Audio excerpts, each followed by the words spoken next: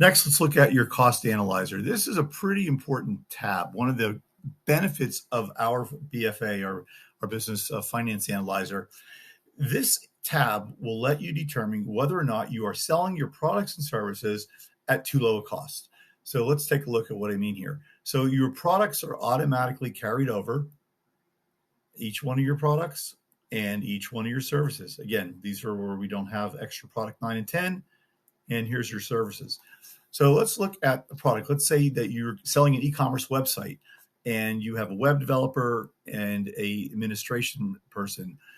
As a business owner, you expect that, as you can see here, for every one of these, there's a drop down. So your roles are automatically populated. Your resource roles come right in here. So we have business owner, and let's say that the business owner, it's really going to take you an hour. So what happens here, your cost per hour comes across from your labor tab, so that doesn't change. But what does change is the cost to produce and sell the product. If it takes you 1 hour and you're paying yourself $42 an hour, your cost is going to be the $42, $41.75. Web developer, if it takes, again, this was from our drop down here. We said, all right, we need a web developer. Let's select a web developer. Now let's say for the e-commerce website, it's going to take them 2 hours. So you can see that the web developer's cost is $60, and administration, let's say half hour. And that's all I put in here. You can put in more for this, up to 5 different roles per product. So designer, SEO specialist, but I left it at this. So with 3 people working on this, the total cost, the labor cost is $112. So your net sales revenue is $525, and that factors in your cost of goods sold and commission, and thus you have your margin. So if you know anything about margin, it's what's left after the percent of the sale after your cost of goods sold and overhead. So that's how this works. Your instructions are right over here. And along with that, in the instruction PDF, you'll see that. So for every one of your products, you can do the same thing. This is great if you're, let's say, you have a bakery and you're selling a wedding cake, and you have a person has to prep, mix the ingredients, you source the ingredients, bake the cake, decorate the cake. So you may be doing it yourself, or you may have other people you're hiring to do this.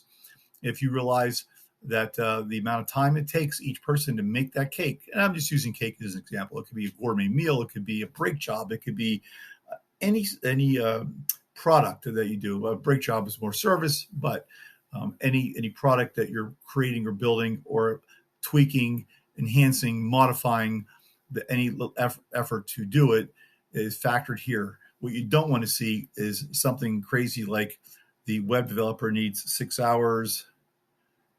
Let's make that 10 hours. Let's make that 15 hours.